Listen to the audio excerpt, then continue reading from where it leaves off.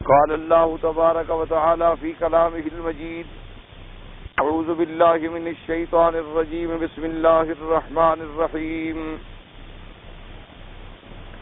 سبح اسم ربك الأعلى الذي خلق فسوى والذي قدر فهدى والذي أخرج المرعى فجعله غثاء أحوى سنقرئك فلا تنسى إلا ما شاء الله إنه يعلم الجهر وما يخفى ونيسرك لليسرى فذكر إن نفعت الذكرى فيذكر من يخشى ويتجنبها الأشقى الذي يصلى النار الكبرى ثم لا يموت فيها ولا يحيا۔ سورۃ الاعلیٰ، جیسے کہ الحمدللہ کل کے درس میں نے عرض کیا تھا کہ یہ سور مکیہ میں سے ہے، اور اس سورت مبارکہ میں بھی پروردگار عالم نے اپنے اسماء و صفات کی عظمتوں کا بیان فرمایا ہے اور اپنے کمال قدرت کا بیان فرمایا ہے، اور ان سب سے مقصد یہ ہے کہ اس بات معاد جو ہے وہ حق، سزا اور جزا جو ہے وہ حق ہے۔ ہر انسان نے، جاندار نے مرنا ہے، قبر میں جانا ہے، اور اس کے بعد پھر قبروں سے اٹھنا ہے، پھر حساب ہے، کتاب ہے، سزا ہے، جزا۔ کیونکہ اگر یہ عالم آخرت نہ ہو نعوذ باللہ تو پھر اس عالم دنیا کے پیدا کرنے کا تو کوئی فائدہ بھی نہ ہوا، کیونکہ اصل تو عالم آخرت ہے کہ جہاں جا کر حق والے اور باطل والے علیحدہ علیحدہ ہو کے نکھر جائے۔ اس لیے اس سورت کا مضمون مرکزی جو ہے وہ بھی یہی۔ اب پہلی آیت مبارک میں پروردگار عالم نے خطاب فرمایا اپنے پاک نبی صلی اللہ علیہ وسلم کو، اور وہ حکم جو ہے شامل ہوتا ہے آپ کی امت کو قیامت تک۔ فرمایا سبح اسم ربک الاعلی سبحان ربی الاعلی۔ اس لیے حدیث مبارک میں آتا ہے کہ جب حضور صلی اللہ علیہ وسلم پر یہ آیت سورت مبارک اتری، سبح اسم ربک الاعلی، فرمایا اجعلوها فی سجودکم۔ حضور صلی اللہ علیہ وسلم نے فرمایا کہ اس سورت کو، یعنی اس آیت مبارک کو اپنے سجدے میں کر لو، یعنی سجدے میں کہا کرو سبحان ربی الاعلی۔ جیسے کہ آیت مبارک اتری تھی وَسَبِّحِ اسْمَ رَبِّكَ الْعَظِيمِ، تو حضور نے فرمایا اجعلوها فی رکوعکم، کہ رکوع کے اندر کہا کرو سبحان ربی العظیم۔ اسی لیے صحابہ کرام رضوان اللہ علیہم اجمعین نے جب حضور پاک سے سنا تو حدیث مبارک میں بھی ہے کہ آدمی جب اس سورت کی تلاوت کرے، جب اس سورت کو پڑھے تو کہے سبحان ربی الاعلی۔ صرف فرق آگے جا کر ائمہ کرام میں یہ ہے کہ باقی ائمہ فرماتے ہیں کہ چاہے نماز میں بھی ہو پڑھے، نماز میں بھی اگر یہ سورت پڑھ رہا ہے تو کہے سبحان ربی الاعلی۔ اور امام ابو حنیفہ رحمۃ اللہ علیہ یہ فرماتے ہیں کہ نماز کے علاوہ اگر تلاوت کر رہا ہے سورت مبارک کی تو پھر تو سبح اسم ربک الاعلی پڑھنے کے بعد کہے سبحان ربی الاعلی۔ لیکن اگر نماز کا عالم ہے تو نماز میں چونکہ اللہ کے قرآن کی قرات کا حکم ہے اور اس میں کسی قسم کا تبدیلی نہیں ہو سکتی، اس میں کسی قسم کا دوسرا کلمہ مبارک جو ہے نہ ملایا جائے، تو بہرحال یعنی سبحان ربی الاعلی کی حدیث مبارک پر وہ ائمہ بھی عمل فرماتے ہیں اور وہ ائمہ بھی عمل فرماتے ہیں۔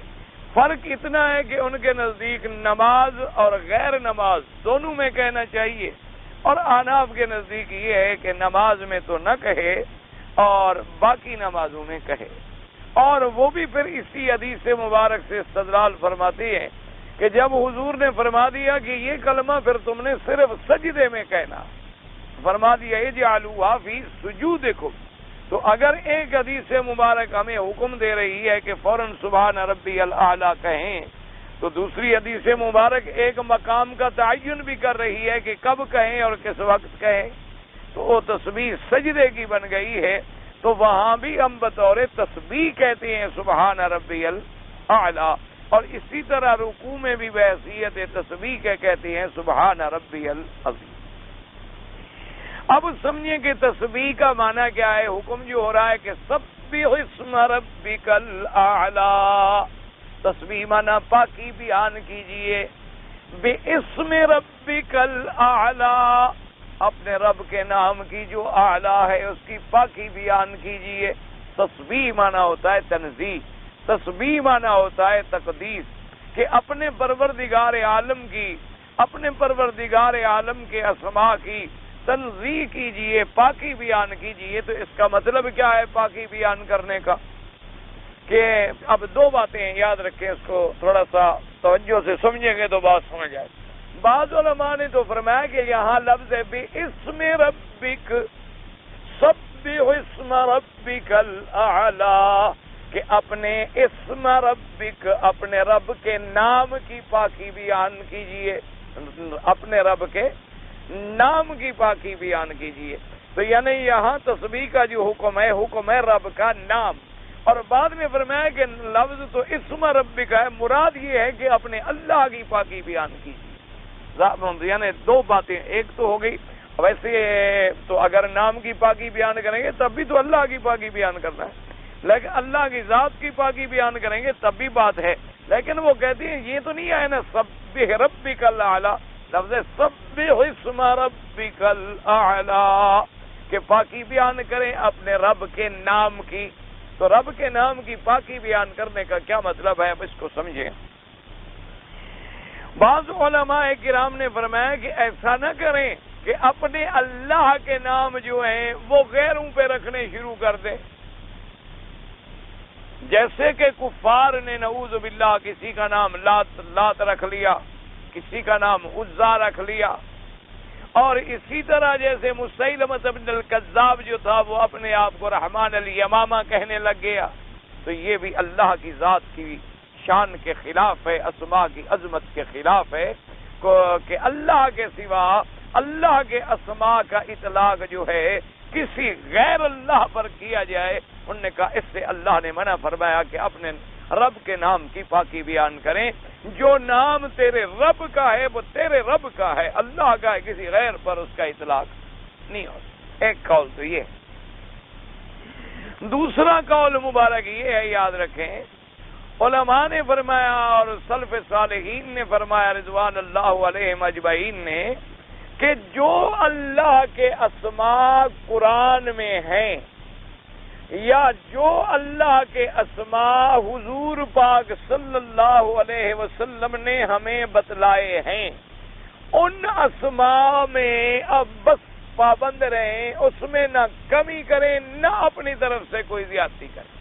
یعنی اللہ نے اپنے اسماء کا ذکر کیا ہے قرآن میں، جیسے فرمایا بسم اللہ الرحمن الرحیم، اور کہیں فرمایا هو اللہ الذی لا الہ الا هو الملک القدوس السلام المؤمن المہیمن العزیز الجبار المتکبر سبحان اللہ عما یشرکون هو اللہ الخالق البارئ المصور له الاسماء الحسنى۔ تو اللہ پاک نے اپنے اسماء کا ذکر کیا قرآن میں۔ اب آگے اسماء کی پھر قسمیں ہوتی ہیں کہ ایک تو اسم ذات ہے اور باقی اسماء صفات ہیں، صفاتی اسماء ہیں اللہ تبارک و تعالیٰ کے، تو اللہ نے قرآن میں ذکر فرما دیے کہ یہ میرے اسماء ہیں۔ اسی طرح احادیث مبارک میں بھی اللہ کے اسماء کی باقاعدہ حدیث صحیح میں آ گیا ان للہ 99 اسماء، اللہ تبارک و تعالیٰ کے 99 اسماء ہیں، من احصاها دخل الجنہ۔ احصا کا معنی بظاہر یہ ہوتا ہے کہ جس نے ان کو گنا یا جس نے ان کو محفوظ رکھا، اللہ تبارک و تعالیٰ اس کو اپنی رحمت سے جنت میں داخل فرمائیں گے، تو علماء نے فرمایا کہ صرف یہ نہیں کہ بس نام یاد کر لے تو جنت میں چلا جائے، معنی یہ ہوتا ہے کہ جو ان اسماء و صفات کا اللہ تبارک و تعالیٰ کی ذات کے بارے میں اعلان اس پر کامل مکمل ایمان ہو اور اس پر عمل ہو، کہ جب اس نے خدا کو خالق مانا ہے تو غیر کو خالق نہ مانے، جب اس خدا کو مالک مانا ہے تو غیر کو مالک نہ مانے، جب اس نے خداوند قدوس کو مصور مانا ہے تو غیر کو نہ مانے، اس کو رازق مانا ہے تو غیر کو نہ مانے۔ تو جب تک اس پر کامل ایمان نہیں ہوگا، اس وقت تو صرف یہ نہیں کہ نام پڑھ لے ایک دفعہ تو بس جنت میں چلا جائے، اور ویسے نام پڑھنا جو ہے بہت بڑا ثواب ہے، کیونکہ اللہ تبارک و تعالیٰ کے اسماء جب ہم پڑھتے ہیں اور اسی کے ساتھ ہمیں حکم ہے کہ وَلِلَّهِ الْأَسْمَاءُ الْحُسْنَى فَادْعُوهُ بِهَا، اللہ نے فرمایا اللہ کے بڑے پسندیدہ اسماء مبارکہ ہیں، اسی کے ساتھ اپنے رب کو پکارو، یعنی جب پکارنا ہو تو یا اللہ، یا رحمان، یا رحیم، یا حی یا قیوم، یا ذی الجلال والاکرام، اور جو اسماء مبارکہ ہیں انہی اسماء کے ساتھ پکارنے کا اللہ نے ہمیں حکم دیا ہے۔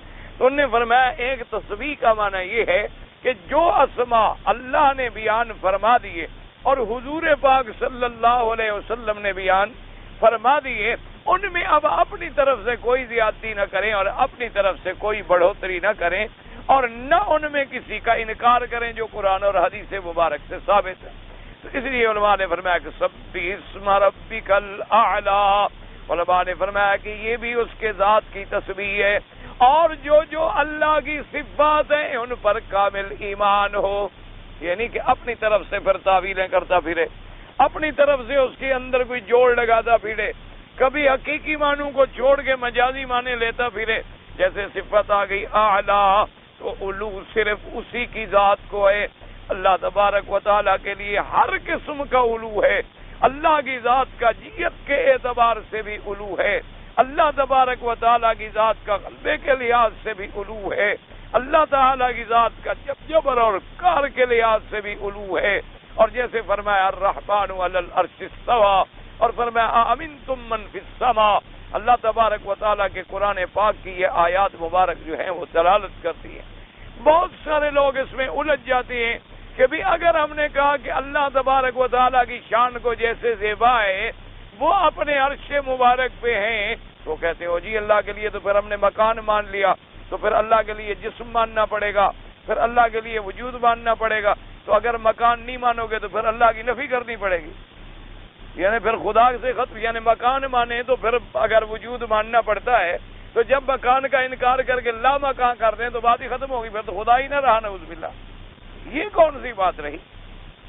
اللہ تبارک و تعالیٰ کی جو صفات ہیں وہ اس کی شان کو زیبا ہے، جیسے اللہ تبارک و تعالیٰ آسمان دنیا پہ نزول فرماتے ہیں، ہمارا ایمان ہے کہ نزول فرماتے ہیں، کیونکہ صحیح حدیث مبارک میں موجود ہے۔ اب یہ جی حالت ہوتی ہے کہ آدمی بحث کرے جی کیسے نزول فرماتے ہیں، کیسے اترتے ہیں، اور جب اللہ تبارک و تعالیٰ عرش مبارک سے آسمان دنیا پہ تشریف لاتے ہیں تو عرش پہ ہوتے ہیں یا نہیں ہوتے، اور پھر باقی آسمان اللہ کے اوپر ہوتے ہیں یا نیچے ہوتے ہیں، اس قسم کے تصورات جو ہیں یہ جہالت ہے۔ اسی لیے امام مالک رحمت اللہ علیہ نے فرمایا کہ تم اللہ کے اسماء میں، اللہ کی صفات میں ایسی کسی بات کے بارے میں سوال نہ کرو جو اللہ نے نہ بیان فرمایا ہو یا حضور پاک نے نہ بیان فرمایا ہو۔ اللہ قادر ہیں، اللہ نزول فرمائے، نزول بھی فرمائے، لیکن ہے بھی علو اسی کے لیے، اس سے اوپر کوئی چیز نہیں ہے، لیس قبلہ شیء ولا بعدہ شیء لیس فوقہ شیء، اللہ تبارک و تعالیٰ کی ذات سے کوئی چیز عالی نہیں ہو سکتی۔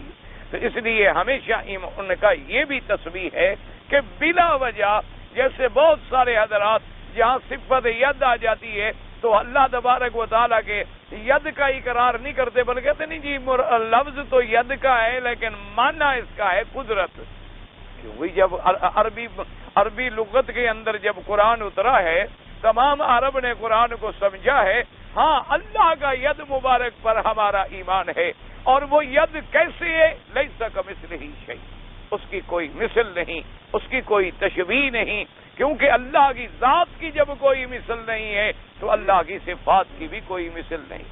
اسی طرح تو اگر ہم ید کا انکار کریں گے پھر سما کا بھی انکار کرو، پھر بصر کا بھی انکار کرو کہ سمیع ہے بصیر ہے۔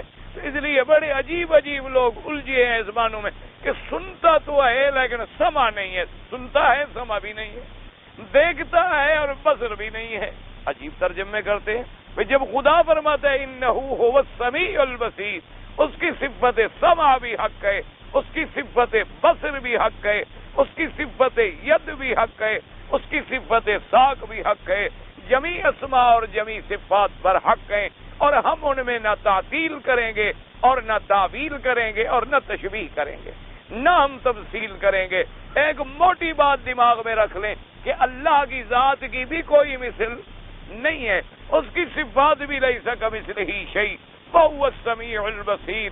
اب وہ سنتے ہیں لیکن ان کا سننا، کیا ان کا سننا نعوذ باللہ مخلوق کے سننے جیسا ہو سکتا ہے؟ مخلوق کے سننے کا کیا حال ہے؟ کان میں ایک پتھر چلا گیا سننا ختم۔ ایک معمولی سا اگر جناب آپ ایک یعنی تنکا لے کے کان میں ڈالیں اور پردہ پھٹ جائے سننا ختم۔ اگر آدمی تھوڑا دور چلا جائے آپ کا سننا ختم۔ وہ تو عرشوں پہ سنتا ہے تو اس کے سننے کا کیسے مقابلہ ہو سکتا ہے؟ اس لیے اس کا سننا اس کو شان کے مطابق ہے۔ تو یہ بھی ہے فرمایا سبح اسم ربک الاعلی ایک، اور دوسرا علماء نے فرمایا اس کا ترجمہ یہ بھی سبح اسم ربک الاعلی، کیا مانا کہ جب اللہ کے نام رکھے جائیں تو ان کا اسی طرح ادب اور احترام بھی ہو۔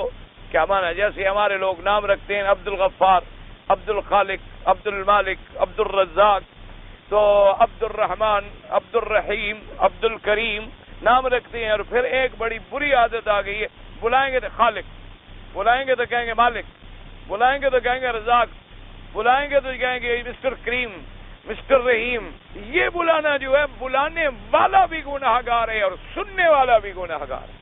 ہمیشہ یاد رکھیں آج کل یہ بھی ایک نعوذ باللہ ثم نعوذ باللہ انگریز کی ایک چال ہے، یہ بھی کفر کی ایک سازش ہے، یہ بھی کفر کی ایک فکری جنگ ہے کہ مسلمانوں کو عقیدوں سے بھی محروم کر دو، مسلمانوں کو اپنے مسلک سے اور اسلام کے اصولوں سے بھی ہٹا دو۔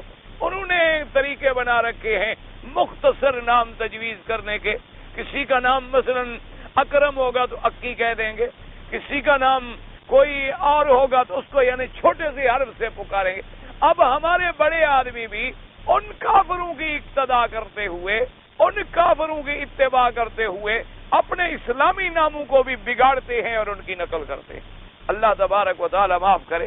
جیسے کسی کا نام مثلا ابو بکر ہوگا تو کہیں گے بس ابو، صرف ابو کہیں گے۔ اسی طریقے سے عبد الغفار ہوگا تو کہیں گے جی طرح غفار کو بلا، تم خدا کو بلا رہے ہو۔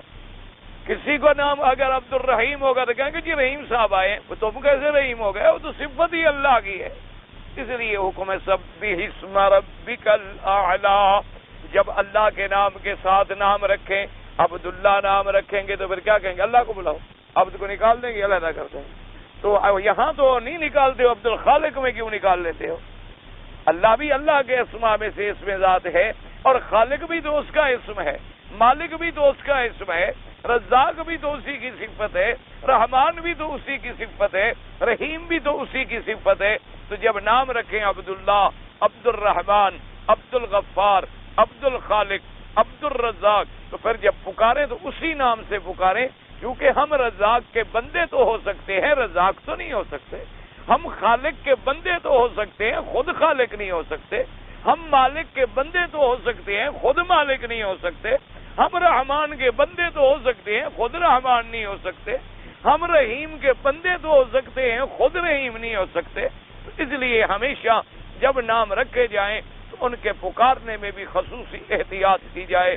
علماء نے لکھا ہے کہ اگر احتیاط نہ کرے، جیسے بلانے والا گناہ گار ہے اسی طرح سننے والا بھی گناہ گار۔ اللہ تبارک و تعالی ہر مسلمان کو ہدایت دے۔ اب ہمارے یہاں تو یہ وبائیں پھیل گئی ہیں، بڑے بڑے اچھے لوگوں کو سنا ہے نعوذ باللہ بلائیں گا مسٹر خالق، مسٹر مالک، نعوذ باللہ۔ اب یہ انسان کیسے خالق اور مالک بن گیا؟ اللہ تبارک و تعالی رحمت فرمائے۔ اور پہلا نام جو ہے جو ہمارے لیے جو سب سے بڑا فخر ہے عبدیت، وہ عبدیت کو نکال دینا۔ حالانکہ انسانیت کے لیے سب سے بڑا فخر کیا ہے؟ اس سے بڑی کوئی بات ہے کہ ہم اللہ کے بندے بن جائیں۔ اگر ہم اللہ کے بندے بن جائیں تو اور ہمیں کیا چاہیے؟ باقی ہمیں کیا چاہیے؟ اسی لیے تو قرآن کہتے ہیں نا میرے بندے، یا عبادی الذین اسرفوا علی انفسہم لا تقنطوا من رحمت اللہ، کہیں فرماتے ان عبادی لیس لک علیہم سلطان، اور کہیں فرماتے ہیں وَعِبَادُ الرَّحْمَنِ الَّذِينَ يَمْشُونَ عَلَى الْأَرْضِ حَوْنًا، اور اللہ کے نبی کہتے ہیں قَالَ إِنِّي عَبْدُ اللَّهِ آتَانِيَ الْكِتَابَ وَجَعَلَنِي نَبِيًّا، اور حضور کے بارے میں اللہ فرماتے ہیں وَأَنَّهُ لَمَّا قَامَ عَبْدُ اللَّهِ۔ تو اس لیے ہمیشہ یاد رکھیں کہ نام پکارنے میں بھی احتیاط کریں، ورنہ یہ بھی اللہ کے اسماء کی عظمت کے خلاف ہے کہ آدھا نام پکارا جائے یا خدا کا نام کسی بندے پہ لگا دیا جائے۔ اسی طرح علماء نے فرمایا سبح اسم ربک الاعلی، انہوں نے فرمایا یہ بھی اللہ کے اسماء کی تسبیح و تقدیس ہے کہ اس کی شان، اس کے اسماء، اس کی ذات ہر اس صفت سے جو صفت نقصان ہے اس سے پاک ہے، اس سے منزہ ہے، یعنی ایسی چیز کی نسبت نہ کریں جو اللہ تبارک و تعالیٰ کی شان کے مطابق نہ ہو۔ کیا معنی؟ مثال کے طور پر ساری کائنات کا پیدا کرنے والا کون ہے؟ میرا اللہ ہے۔ تمام حیوانات کا پیدا کرنے والا کون ہے؟ میرا اللہ ہے۔ تو جیسے اللہ نے انسان کو پیدا فرمایا اسی طرح خنزیر کو بھی پیدا فرمایا، جیسے اللہ تبارک و تعالیٰ نے بکرا پیدا کیا اسی طریقے سے اللہ تبارک و تعالیٰ نے کتوں کو بھی پیدا کیا۔ لیکن اب کوئی بدبخت یہ کہنا شروع کر دے کہ وہ اے میرے خدا جو خنزیر کا پیدا کرنے والا ہے، تو یہ اس کی شان عظمت کے خلاف۔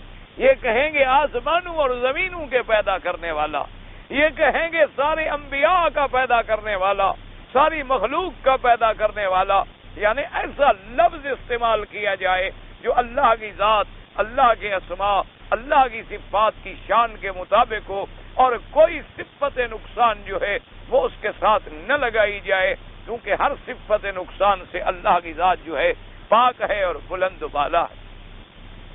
اس لیے اور اسی طرح حکم یہ بھی دیا گیا، حضور صلی اللہ علیہ وسلم سے ایک روایت مبارک نقل کی گئی کہ اگر اللہ کے اسماء لکھے ہوئے ہیں تو ان کی بھی توہین نہ کرے۔ کیا من اسماء لکھے ہیں پاؤں میں ڈال رہا ہے، اسماء لکھے ہوئے ہیں تو اٹھا کے نعوذ باللہ کسی کوڑے اور کرکٹ میں پھینک رہا ہے، یا اللہ کے اسماء لکھے ہوئے ہیں تو ان کو نعوذ باللہ ایسی جگہوں میں ڈال رہا ہے جہاں توہین کا پہلو نظر آتا ہو، تو یہ بھی منع ہے۔ یہ بھی شامل ہے کہ ہم اللہ کی ذات کی عظمت کا اقرار کریں، اللہ کے اسماء و صفات پر ایمان لائیں، اور بغیر تعطیل کے اور بغیر تکییف اور بغیر تمثیل کے، لیکن ساتھ جو ظاہری عزت کے تقاضے ہیں ان کا بھی ہم خیال رکھیں کہ ظاہری طور پر بھی ہمارے کسی عمل سے، ہمارے کسی قول سے، ہمارے کسی فعل سے جو ہے اللہ کے اسماء کی کوئی توہین اور تنقیص کا پہلو نہ نکلے، یہ بھی خیال کیا جائے۔ انہوں نے فرمایا یہ چیز بھی تسبیح میں شامل ہے، سبح اسم ربک الاعلی۔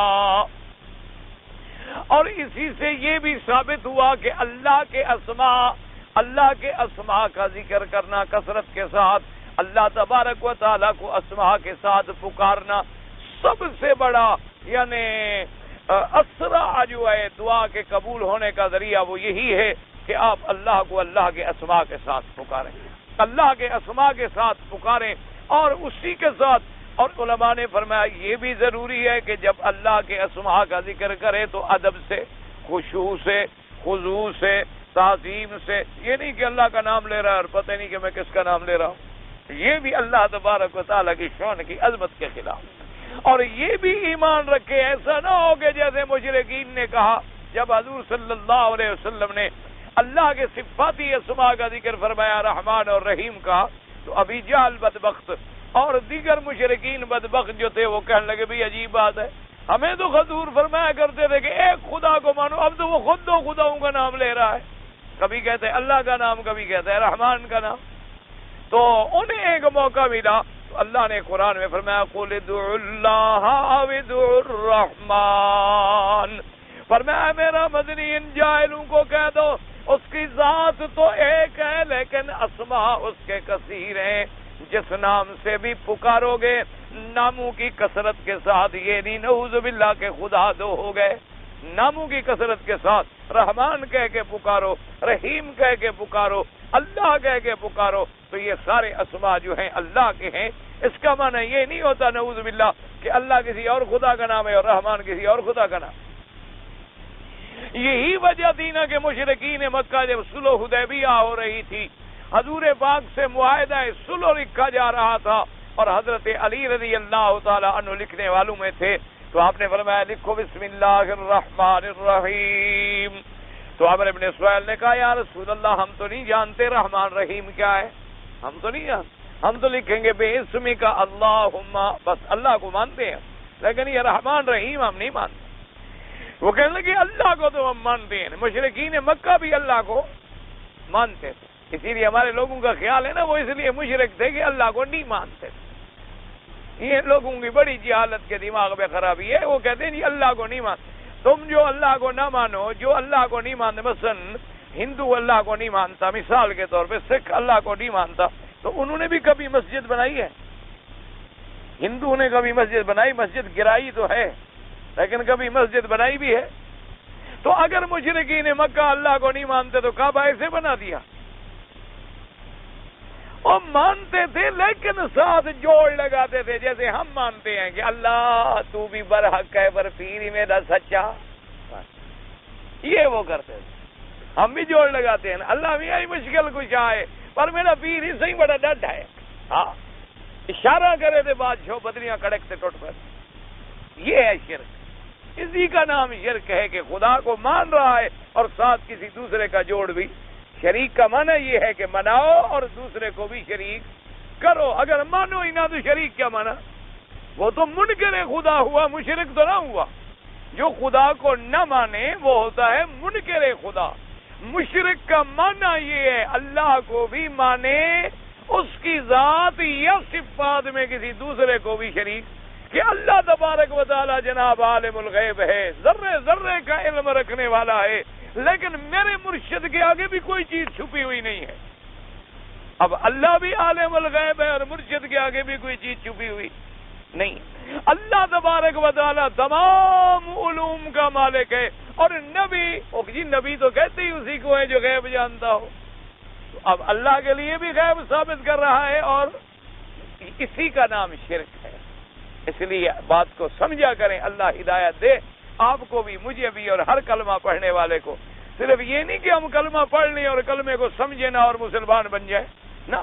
فَاعْلَمْ أَنَّهُ لَا إِلَٰهَ إِلَّا اللَّهُ، اللہ نے فرمایا بندے پہلے جان کلمہ ہے کیا، سمجھ کلمہ کیا ہے، یہ نہیں بس کہتے رہو لا الہ الا اللہ کہتے رہو، اللہ کی ذات میں بھی شریک نہ کرے اور اللہ تبارک و تعالیٰ کے صفات میں بھی شریک نہ کرے۔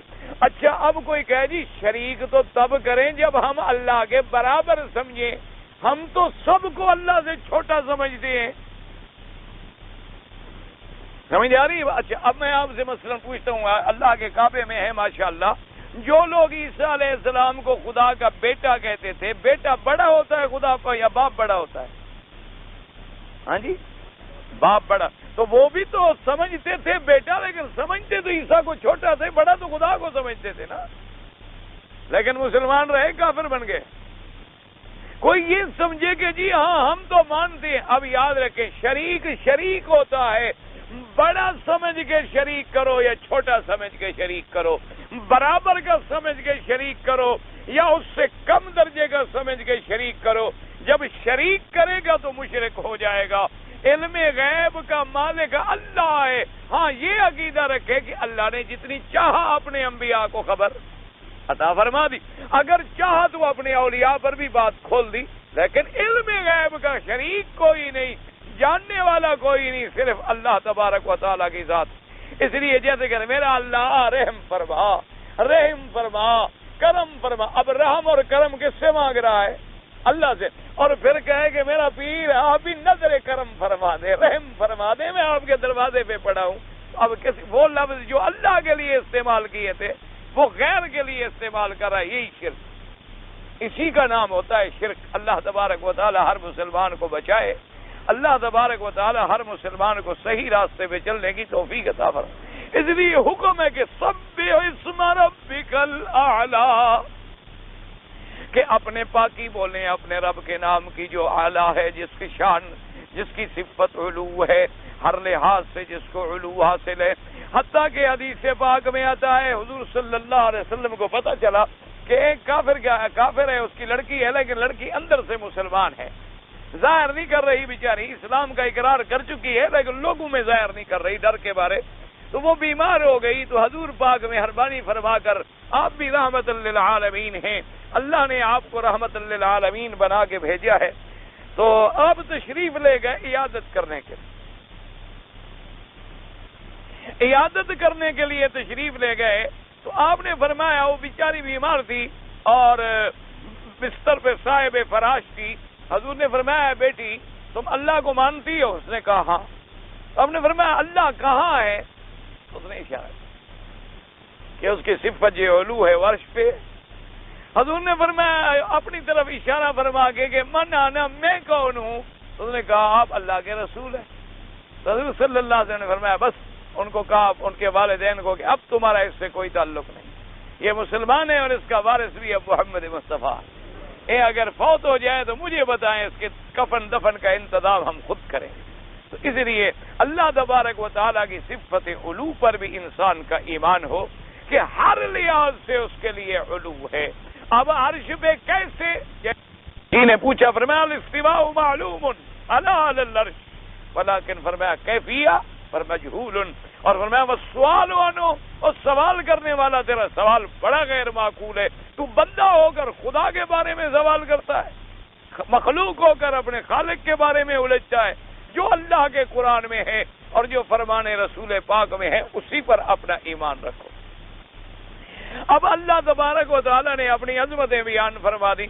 عظمتیں بیان فرمانے کے بعد اس لیے ہمیشہ یاد رکھے میرے عزیز کہ کبھی بھی وہ ذات یا وہ صفت، ایک موٹی بات یاد رکھ لو، جو میرے اللہ کے لیے ہے وہ کبھی کسی غیر میں نہ لگانا. بس ایک بات موٹی ہے. مثلا رزاق کس کی صفت ہے؟ اللہ. اور علیم کس کی صفت ہے؟ اللہ. بصیر الخبیر جو ہے وہ کس کی صفت ہے؟ اللہ. علام الغیوب عالم الغیب والشہادہ کس کی صفت ہے؟ اللہ. تو اس میں بھی کبھی شریک نہ کرنا.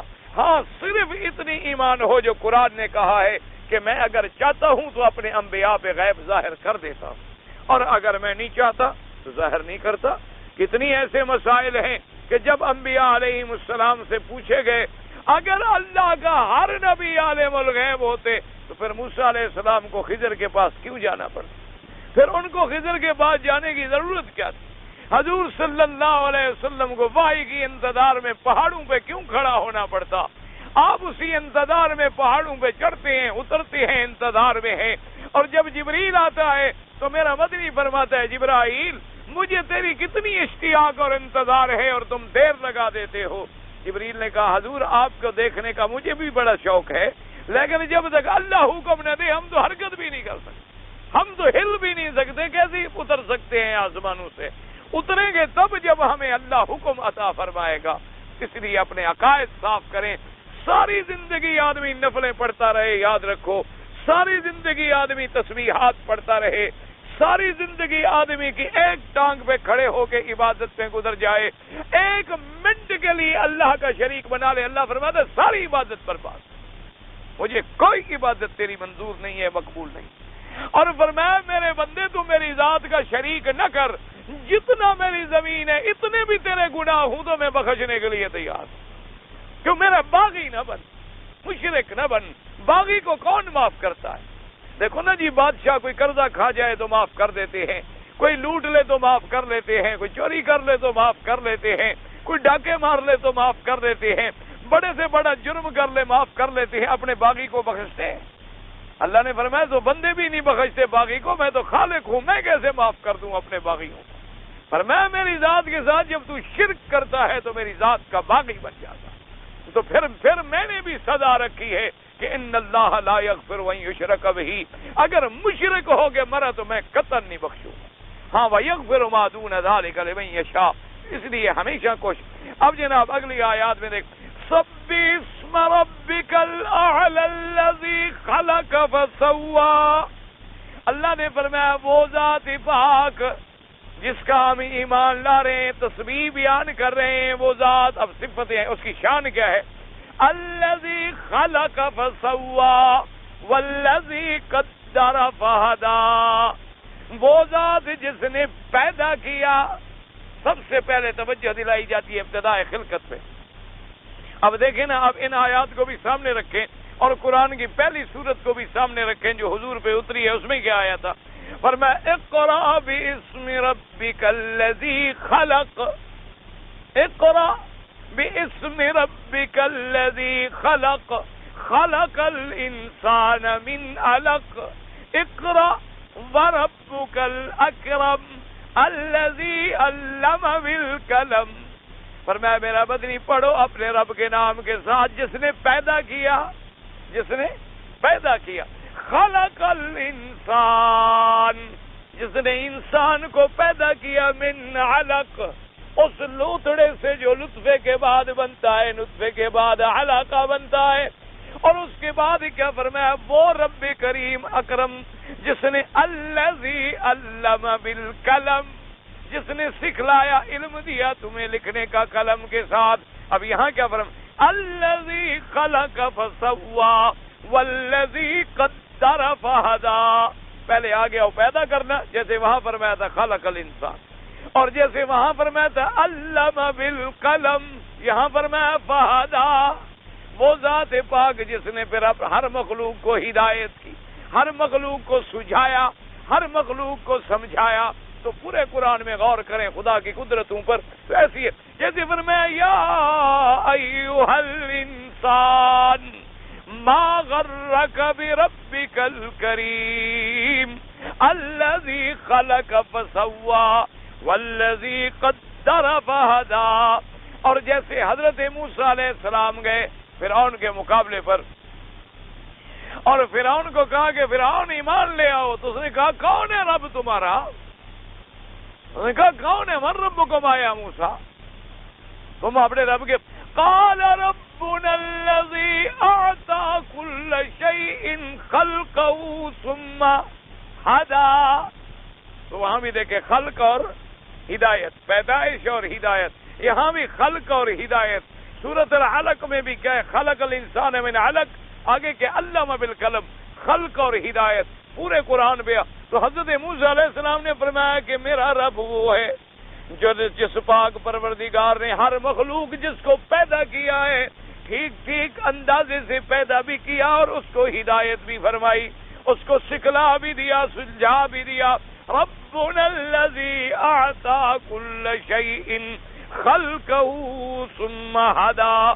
تو اچھا اسی طرح حضرت ابراہیم علیہ السلام نے کیا کہا؟ الذی خلقنی، جب ان سے پوچھا صفات اللہ کے بارے میں، انہوں نے کہا میرا رب وہ ہے جس نے مجھے پیدا کیا ہے، اور میرا رب وہ ہے جس نے مجھے سکھلایا ہے اور ہدایت دی۔ خلق فسوی، پیدا کیا، اور سوا کا معنی کیا؟ برابر، ٹھیک ٹھیک۔ اس کا معنی کیا ہے؟ علماء نے فرمایا یا تو خلق سے مراد انسان، جس نے انسان کو پیدا کیا اور ٹھیک ٹھیک پیدا کیا، کیا معنی؟ قامت کے اعتبار سے، قد کے اعتبار سے، اعضاء کے اعتبار سے، جوڑ کے اعتبار سے، کہ آنکھیں آنکھوں کی جگہ ہے، کان کانوں کی جگہ ہے، ورنہ ذرا تصور کریں نا کہ کان اگر یہاں لگا دیں تو کیا حشر ہو؟ ذرا تصور کریں نا آپ، اگر آنکھ یہاں سے اکھاڑ کے ادھر آ جائے تو پھر کیا حشر ہو جائے؟ تو جہاں جہاں میرے اللہ نے جو جو جوڑ رکھا ہے عین برابر ہے، عین اسی جگہ پر ایسی آتا ہے جیسے نگینہ انگوٹھی میں آ کے فٹ ہو جاتا، کہ انگلیاں ہیں جیسی ان کا جس کی طول کی ضرورت ہے، ایک لمبی ہے، چھوٹی ہے، پھر اس کے بعد ہے، پھر اس کے بعد ہے، پھر انگوٹھا ہے، ایسا نظام، اور پھر اس میں کیسے جوڑ رکھے ہیں کہ اگر تم سٹیل کے بھی بناتے تو گھس کے ٹوٹ گئے، کتنے عرصے سے کام کر رہے ہیں، خراب ہوئے؟ کبھی گریز شریف تو نہیں دیا آپ نے کھول کے اندر؟ بھئی آپ لوہے کے بناتے ہیں، آپ اسٹیل کے بناتے ہیں، آپ پتہ نہیں دنیا کی کیا کیا بلائیں بنا رہے ہیں، کبھی اس کو تیل دے رہے ہیں، کبھی گریسنگ کر رہے ہیں، کبھی آئلنگ کر رہے ہیں، کبھی جناب کھول کے ان کی صفائی کر رہے ہیں، کبھی بارش کا پانی پڑ جائے تو آواز کیا ہوگی جی زنگ لگ گئی ہوگی، کھولو جی پھر ٹھیک کرو جی، پھر صاف کرو جی۔ اللہ نے فرمایا دیکھ میں نے تیرے کتنے نرم نرم جوڑ بنا دیے ہیں، اور 50-100 سال تو استعمال کرتا ہے، اور دن میں 50,000 دفعہ تو موڑتا ہے چھوڑتا ہے، کبھی خراب نہیں ہوتے۔ اسی میں الذی خلق فسوا، جیسے فرمایا لقد خلقنا الانسان فی احسن تقویم، اور اسی طرح فرمایا اللہ نے فتبارک اللہ احسن الخالقین، اس کے مقابلے میں کون بنا سکتا؟ بعد میں فرمایا نا لفظ عام ہے، الذی خلق فسوا، جس ذات نے پیدا کیا ہر چیز کو، انسان ہے یا حیوانات، حیوانات ہیں، نباتات ہیں، جمادات ہیں، جو چیز ہے جیسے ہے جہاں ہے عین اسی حکمت کے مطابق، کہ عین اسی حکمت کے مطابق اللہ نے پیدا فرمایا ہے کہ ہر جانور کی شکل دیکھیں اپنی ہے، ہر کیڑے مکوڑے کی شکل دیکھیں اپنی ہے، اور کنی کو 4 پاؤں پہ چلایا، کسی کو 2 پہ چلایا، کسی کو سینے پہ چلایا، کسی کو ایسی حیت بخشی ہے کہ وہ رکوع میں کھڑا ہے، کسی کو ایسی حیت بخشی ہے وہ سجود میں پڑا ہے، کسی کو ایسی حیت بخشی ہے وہ قیام میں موجود ہے، کسی کو ایسی حیت بخشی ہے جیسے اتحیات میں بیٹھا ہوا ہو۔ اللہ نے فرمایا ہر چیز پہ نظر ڈالو، جس کو بھی میں نے بنایا ہے ٹھیک ٹھیک بنایا ہے، اپنے اپنے مقام پہ برابر برابر بنایا ہے، کہ کوئی میری تخلیق پہ اعتراض نہیں کر سکتا، کوئی میرے بنانے پہ کوئی نقص نہیں تلاش کر سکتا کہ جی اللہ تبارک۔ ہاں یہ تو آپ کہہ سکتے ہیں مثلا کہ ایک آدمی کی آنکھ آپ نے دیکھی بڑی خوبصورت ہے، تو دوسرے کی مثلا چھوٹی ہے، تو آپ یہ تو کہیں گے بھی اللہ میں اس کو بھی خوبصورت آنکھ دیتے قادر تھے، لیکن یہ نہیں کہہ سکتے کہ بھی آنکھ غلط بنی ہے، یہ تو کوئی نہیں کہہ سکتا اللہ تبارک و تعالی۔ ہاں کسی کو زیادہ جمال دیا، کسی کو درمیانہ دیا، کسی کو بالکل آخری درجے کا دیا، کسی کو گورا بنا دیا، کسی کو کالا بنا دیا، کسی کو سرخ بنا دیا، کسی کو لمبا بنا دیا، کسی کو درمیان، بھی اس کی حکمتیں ہیں، یہ اس کی حکمتیں ہیں، ایک ایک بات میں غور کرو گے تو اللہ تبارک و تعالیٰ کی قدرت۔ اور فرمایا الذی خلق فسوا والذی قدر فہدا، قدرہ کے 2 ترجمے ہیں یاد رکھیں، ایک تو قدرہ کا معنی ہوتے اندازہ، اندازہ کہ ہر چیز کا ایک اندازہ ہے، اللہ پانی برساتی ہیں تو ایک اندازہ ہے، اگر زیادہ برسات ہے تو تب بھی ہم غرق ہو جائیں، اور اگر تھوڑا برسائیں تو ہمیں پورا ہی نہ ہو۔ ہوائیں چلاتی ہیں تو یہ بھی ان کا کرم ہے کہ ایک کل شیء عندہ بمقدار، ہر چیز کا ایک انداز ہے، ہر چیز کا ایک پیمانہ ہے، اگر زیادہ ہوائیں کھول دیں تو پھر بھی ہم برباد ہو جائیں، اور بالکل بند کر دیں تو بغیر ہوا کے ہم مر جائیں، تو اس ہر چیز کا ایک مقدار ایک۔ دوسرا علماء نے فرمایا معنی تقدیر میں ہے کہ ہر چیز اس کی تقدیر میں، ابھی خلق دنیا پیدا ہی نہیں ہوئی ہے، 2000 سال پہلے اللہ نے فیصلے لکھ دیے، سب سے پہلے ابھی عالم کو پیدا بھی نہیں کیا تھا، اور فرمایا قلم کو پیدا فرمایا اور فرمایا لکھ دو، کیونکہ میں جو پیدا کرنے والا ہوں ان کی سارے حالات میں جانتا ہوں، لہذا ہر چیز لکھ دیں، یہ جو پیدا ہوگا، جو قیامت تک پیدا ہوتے رہیں گے، اور ان کے بعد کیا احوال ہوں گے۔ اس لیے انہوں نے فرمایا کہ قدر کے اور دونوں ترجمے ٹھیک ہیں کہ ٹھیک ٹھیک اندازوں پہ بھی پیدا فرمایا، اور اللہ تبارک و تعالی نے اپنی تقدیر کے فیصلے بھی جاری فرمائے، اور فرمایا الذی قدر فہدا، اور اللہ نے ٹھیک اندازے پہ پیدا کیا اور پھر اس کو ہدایت بھی، سجھا بھی دیا۔ کیا مانا؟ علماء نے فرمایا کہ دیکھو پیٹ میں بچہ ہے، بطن میں بچہ ہے ماں کے پیٹ میں، تو ماں کے پیٹ میں بچے کی کیفیت یہ ہوتی ہے کہ مرفوع الراس ہوتا ہے، یعنی سر اوپر ہوتا ہے اور ٹانگیں نیچے ہوتی ہیں، اور جب پیدائش کا وقت آتا ہے تو سر پہلے باہر آتا ہے اور ٹانگیں بعد میں آتی ہیں۔ تو یہ کلٹی کھا کے حضرت کو نکلنے کا طریقہ کس نے سکھلایا؟ اندر کوئی سکول لگا ہوا ہے، اسی نے پڑھایا ہے، اندر کسی سے جا کر سبق دیا ہوا ہے، تو اس نے سکھلا دیا نا کہ اب آپ کے باہر آنے کا وقت آ گیا، تشریف لے آئے، اور اب آپ نے تشریف یوں لے آنا ہے کہ آتے ہوئے زمین پہ جھکے میرے آگے، یہ نہیں کہ بعد میں اکڑ دکھاتے پھرنا کہ میں بڑا متکبر ہوں اور میں ایسا ہوں۔ متکبر کا عالم تو یہ ہے کہ پیدا ہوئے تو لتھڑے پڑے تھے، پیدا ہوئے تو تمہیں جناب کوئی ہاتھ نہ لگاتا تو اتنی بدبو تھی کہ تمہیں اٹھانے کے لیے بھی کوئی نہ آتا تمہیں، فرمایا یہ تو تیری حالت تھی تو اکڑتے کس بات پہ ہو؟ اچھا یہ بھی سکھلا دیا۔ اب جناب یہ ہے کہ جب تھوڑے سے آپ دنیا میں تشریف لے آئے تو بچے کو بھی سکھلا دیا، ابھی تمہارا جو رزق ہے ہم نے ماں کے سینے میں رکھا ہے تو پستانوں کو کیسے چوسنا ہے، یہ بھی سکھلا دیا، ورنہ کسی نے اس کو پڑھایا تو نہیں ہوتا۔ اسی طرح آپ دیکھیں کوئی مرغی کا بچہ ہو یا کوئی ہو تو وہ زمین پہ اپنا رزق ڈھونڈے گا، وہی چونچ مارے گا۔ کوئی جانور ہے تو اسی طرح اسی گھاس کو چرتا ہے جو گھاس فائدہ دیتی ہے، دوسرے کو نہیں کھاتا۔ بعض گھاس ہیں جو بکریاں کھاتی ہیں، گائے نہیں کھاتی، بعض گھاس ہیں جو اونٹ کھاتی ہیں اور گائے اور بکریاں نہیں کھاتی۔ تو جب جنگل میں پھر رہے ہیں سب بوٹیاں موجود ہیں، ہر کوئی اپنی گھاس کھا رہا ہے، دوسری نہیں کھاتا، تو اس کو کس نے بتلا دیا ہے کہ تم نے یہ کھانا ہے اور یہ نہیں کھانا؟ ان کو کسی نے پڑھایا ہے، ان کو کسی نے سمجھایا ہے، اور پھر ہر جانور کو ایسا سبق دے دیا ہے کہ یہ غذا تیرے لیے فائدہ مند ہے اور یہ تیرے لیے نقصان دہ ہے، یہ تیرے لیے مفید ہے اور یہ تیرے لیے مضر ہے۔ اچھا اسی طرح انسان جناب اور آگے آئے، پھر اس کو چلنا سکھلا دیا، پاؤں پہ پھسلنا سکھلا دیا، پھر ذرا کھڑا ہونا سکھلا دیا، پھر باپ کا نام لینا سکھلا دیا، پھر ماں کا نام لینا سکھلا دیا، پھر الف با سکھلا دی، اور جب جناب پڑھ کے کامل انسان بن گئے تو اب خدا کے مقابلے پہ کھڑا ہے۔ کبھی قبروں پہ سجدہ ہے، کبھی زندوں کو سجدہ ہے، کبھی مردوں کو سجدہ ہے، کبھی غلافوں کو سجدہ ہے، کبھی ستاروں کو سجدہ ہے۔ جہاں چمکتی ہوئی چیز دیکھتا ہے ہاتھ باندھ کے کھڑا ہے۔ کہیں جھنڈا لگا دو یہ سجدے پہ حاضر، کوئی جھنڈا تم لگا دو، کہہ دو حضرت عباس کا جھنڈا ہے حاضر سلام، کسی کا مرضی آئے لگا دو۔ اب تو خیر پہلے زمانے میں تو لوگ اچھے لوگوں کا، اب تو بعض لوگ ایسے ہیں اپنے اپنے لیڈروں کے بھی جھنڈوں کو سلام کرتے ہیں اور جھکتے ہیں۔ ان کا اپنا کوئی پسندیدہ لیڈر مر جائے اس کی قبر پہ بھی جا کے پھول چڑھاتے ہیں اور جا کے منتیں مانتے ہیں اور خیراتیں۔ اب وہ اللہ کے ولیوں والی بات بھی ختم ہو گئی، اب ہے بس بندے کا شوق ہے ادھر لگ جائے، اس کو یہ بھی نہیں دیکھنا ہے کہ مرنے والا کون ہے، بس اپنا شوق ہے، میرا تعلق ہے اس سے۔ تو اس لیے فرمایا کہ ساری یہ ہدایات جو ہم نے دی ہیں کہ جانور ہے، پرندہ ہے اور چڑیا ہے کہ صبح اٹھنا ہے اور میں نے جانا ہے اور چرنا ہے، پھر چونچ میں نے لانا ہے اپنے بچوں کے لیے کھانا، اس کبوتر ہے، شہد کی مکھی ہے، ساری دنیا کا پھل چوس چوس چوس کے آئے گی اور شہد بنائے گی، اور جناب پھر شہد کی مکھی کا انتظام آپ دیکھیں، باقاعدہ ان کی ملکہ ہے، باقاعدہ بادشاہ ہے، باقاعدہ چپراسی ہیں، باقاعدہ سیکورٹی گارڈ ہیں جو کھڑے ہو کے پہرا دیتے ہیں، مجال ہے کسی اور مکھی کو اندر آنے میں؟ آپ تجربہ کر کے دیکھ لیں، مکھی جہاں ان کا چھتا بیٹھا ہو نا، کوئی اور مکھی چھوڑے ٹکڑے ٹکڑے کر کے پھینک دیں گے نیچے کہ تم ہمارے محل کی طرف کیسے آ رہی؟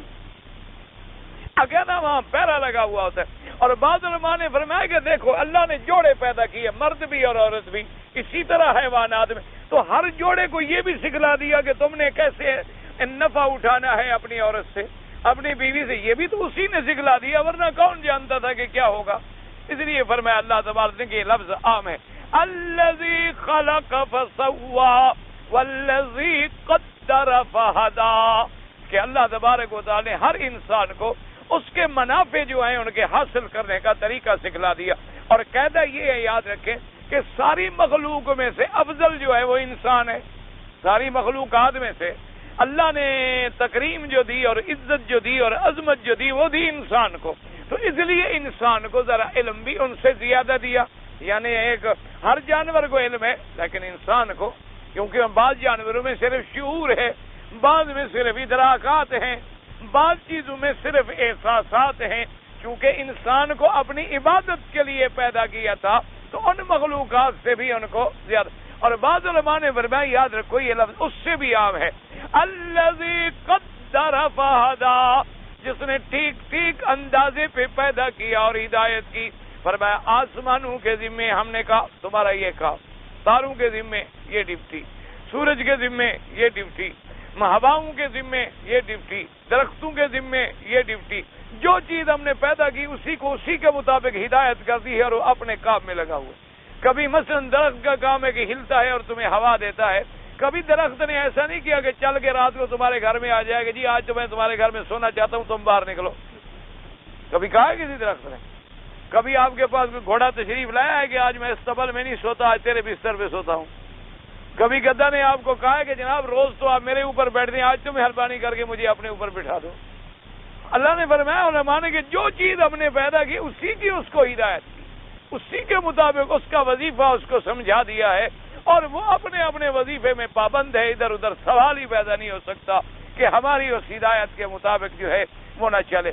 اس لیے علماء نے فرمایا یہ لفظ جو ہے عام ہیں کہ سبح اسم ربک الاعلی الذی خلق فسوی والذی قدر فہدی والذی اخرج المرعی فجعله غثاء احوا، اور فرمایا وہ ذات پاک جس نے نکالا چارہ، مرا کہتی ہیں چارہ، یعنی جس نے گھاس پیدا کیے، جس نے زمین سے نباتات پیدا کیے، جس نے زمین سے حشائش پیدا کیے، اور یہاں چارے کا ذکر کر دیا۔ علماء نے فرمایا چارہ ہوگا تو جانور کھائیں گے، جانور آئیں گے ان سے غذائیں بنیں گی، اور پھر انسان کھائیں گے، ان غذاؤں سے پھر خون بنے گے، خون سے پھر مادہ منویہ بنے گا، مادہ منویہ سے تیری تخلیق ہوگی۔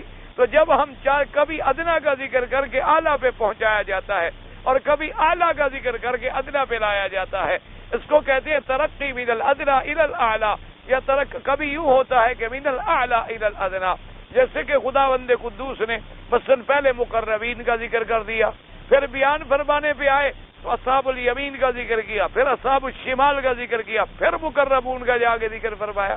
اس لیے انداز بیان ہوتا ہے والذی اخرج المرعی۔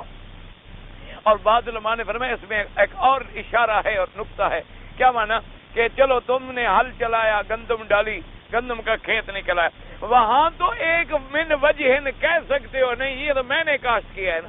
اللہ نے فرمایا یہ جو گھاس نکالتے ہیں ہم زمین سے بارش کے بعد، یہ کس نے کاشت کی ہے؟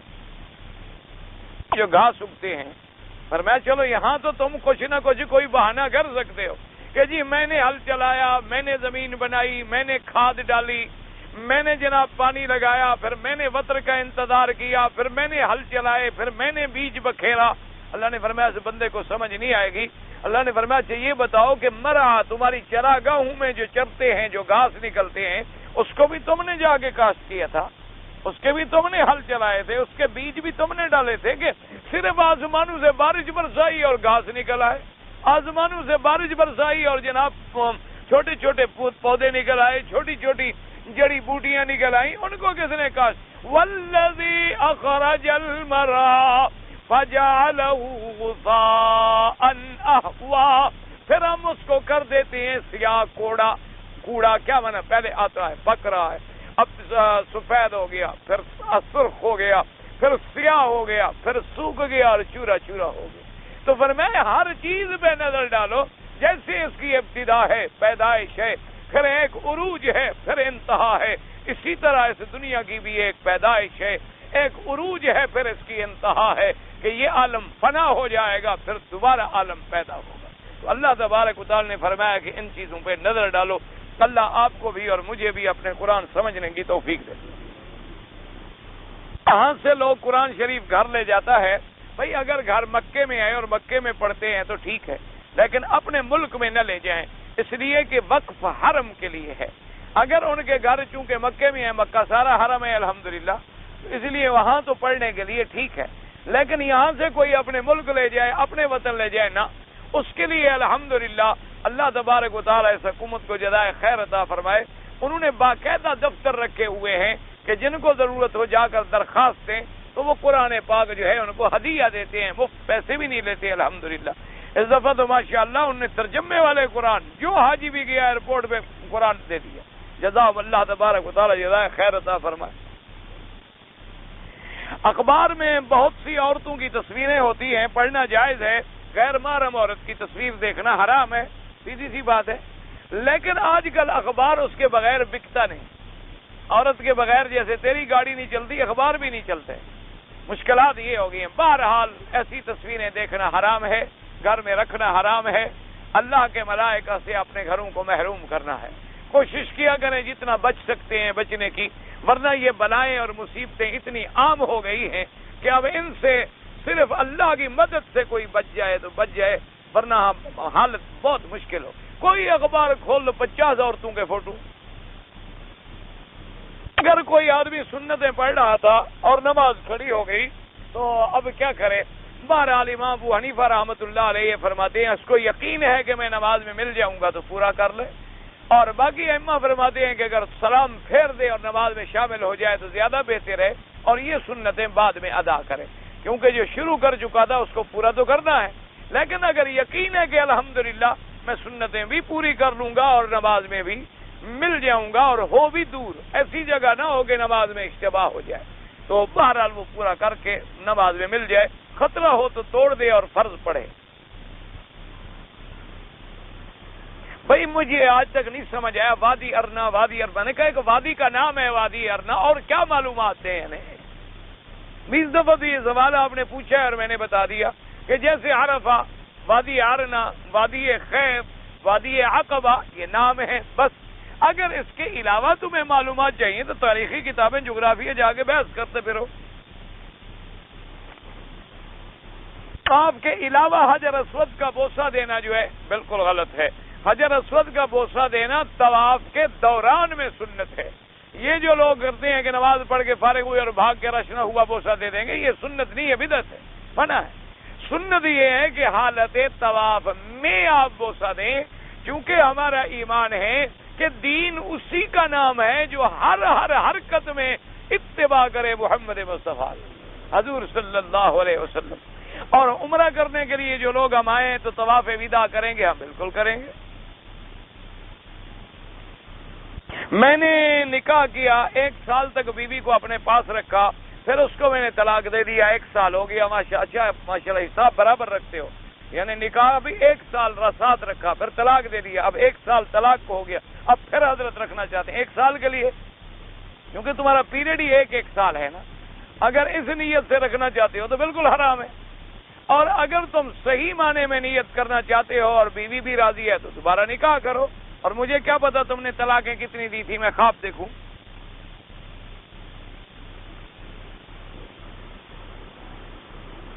میرے پاس ایک آدمی کا سامان موجود ہے، وہ آدمی وفات پا گیا، میں نے ان کے بھائی کو خط لکھا تو اس کے بھائی نے کہا کہ سامان غریبوں میں تقسیم کر دیں۔ ورثہ 3 ہے، 1 بھائی 2 بہن، مگر بھائی کی طرف سے اجازت آیا ہے، بھائی کی طرف سے اجازت ہے تو باقیوں کی طرف سے کیوں نہیں آیا؟ آپ ایسا کریں کہ ورثے کے مطابق ورثاء کو بھیج دیں، انہیں کہیں جی آپ خود غریبوں کو تقسیم کر دینا۔ ویسے میرے خیال میں سامان بھی کم قیمت ہوگا جو تم بھی خط لکھ کے پوچھ رہے ہو۔ ہاں انشاءاللہ قیمتی ہوتا تو کبھی نہ خط لکھتے، اتنا تجربہ تو ہمیں چٹ پڑ کے بھی ہو جاتا ہے نا۔ یہ کوئی کرامت شرامت بزرگی نہیں، رات دن ڈیلنگ جو ہے انسانوں سے۔ جہاز سے سفر کرتے ہیں، جہاز میں فوت ہو جائے، جہاں فوت ہو جائے سمندر میں پھینک دیں، کیا ہو گیا؟ تو سمندر قبر بن گیا۔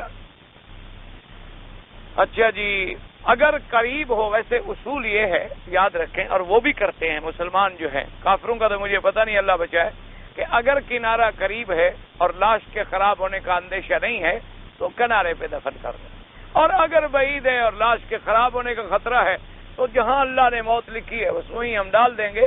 اور یہ ضروری نہیں ہوتا کہ قیامت میں مثلا سمندر اگر جہنم بنے تو جہنم میں ہم نے ڈال دیا، نہیں، ہم جس کو آگ میں جل جاتا ہے تو لہذا وہ آگ میں جلتا رہے گا، اللہ اس کو پھر چاہ کے اپنی جنتوں میں بھیج دیتے ہیں، اس لیے ایسا فکر کرنے کا کوئی مسئلہ نہیں ہے۔ جو سمندر میں جانور کھائے گا تو قبر کا عذاب کیا ہوگا؟ یعنی اللہ جانوروں کو عذاب نہیں دے سکتا، بندوں کو دے سکتا ہے۔ جس جانور کے پیٹ میں ہوگا اس کو بھی 7 ڈنڈے لگا لیں گے، یا ان کے پیٹ سے نکال لیں گے۔ حضرت سلیمان نے حضرت یونس کو نہیں نکالا۔ یہ کوئی بات ہے یعنی خدا کی قدرتوں کے بارے میں عذاب کیسے ہوگا، عذاب کیسے ہوگا، یہ دنیا کیسے، تم کیسے ماں کے پیٹ میں اتنا عرصہ حیض کی خوراک کھاتے کھاتے انسان بن کے باہر آ گئے ہو؟ اللہ پاک ہر بات پہ قادر ہے، تمہیں ماں کے پیٹ میں خوراک پہنچا سکتا ہے، قبر والے کو عذاب نہیں پہنچا سکتا۔ بالوں کو سیاہ کرنا تو منع ہے، لیکن اگر مہندی میں مسمہ ڈال لیں یا مہندی میں کوئی اور رنگ ملا لیں پھر جائز ہے، یعنی قریب ہوگا تو سرخ نظر آئے گا، دور سے آپ کو سیاہ نظر آئے گا۔ میرے ذمے مجموعی طور پر 80 روزے ہوں گے جو میں نے 20 سال پہلے نہیں رکھے، ماشاءاللہ، یعنی 20 سال رکھے نہیں۔ اب اس کا کیا کفارہ ہے؟ 60 مسکینوں کو کھانا، 60 مسکینوں کو کیوں تم نے روزے رکھنے؟ شریف آدمی، تمہارے ذمے 80 روزے ہیں تو 80 روزے قضا کرو۔ کفارہ تو تب ہے کہ اگر روزے میں کسی نے جمع کیا اور روزہ توڑا وہ کفارہ ہے، تم نے تو رکھے ہی نہیں، تم تو روزے کھا گئے ہو، تمہارے ذمہ قضا ہے کہ زندگی میں فوراً اس کو قضا کرو، ہر مہینے میں 4 4 5 5 10 10 رکھتے جاؤ، الحمدللہ 8 مہینے میں پورے ہو جائیں گے، کون سا مشکل ہے؟ اگر نماز قضا ہو گیا فدیہ دے سکتے، ہاں جی دے سکتے۔ اگر کسی نیک آدمی کے پاس ہم جائیں اور اس سے کہیں کہ ہمارے لیے دعا کرو، بالکل یہ تو سنت ہے، اسی کا اصل طریقہ بھی یہی ہوتا ہے کہ آدمی اللہ والوں کے پاس، صالحین کے پاس، اولیاء کے پاس، علماء کے پاس، جس کو اپنے دماغ میں اچھا سمجھتا ہے، اچھا تو وہ ہے جس کو اللہ اچھا بنائے، ہم تو ظاہر میں دیکھتے ہیں نا، باطن کا کیا پتا، اس کے پاس جائے کہ میرے لیے دعا کرے، بالکل یہ تو سنت ہے۔ آدم علیہ السلام نے حضور کے وسیلے سے دعا مانگا تھا، بالکل نہیں مانگا تھا، کسی حدیث میں نہیں ہے، جو روایتیں نقل کرتے ہیں وہ ضعیف ہیں۔ ایک پھر آدم علیہ السلام سے حضور پہلے تھے، اگر تو حضور پہلے نبی ہیں یا آدم پہلا نبی ہے؟ اچھا، حضور نے فرمایا میں بیٹا ہوں اور آدم ابا ہے، تو پہلے کون ہوگا؟ کوئی عقل کی باتیں کریں، ایسے لوگوں نے پتہ نہیں کہاں کہاں سے روایتیں گھڑ لی ہیں۔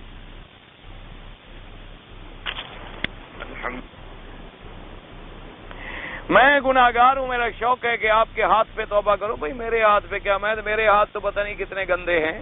آپ اللہ کے آگے بہرحال توبہ کے لیے کسی کے ہاتھ کی ضرورت نہیں ہے۔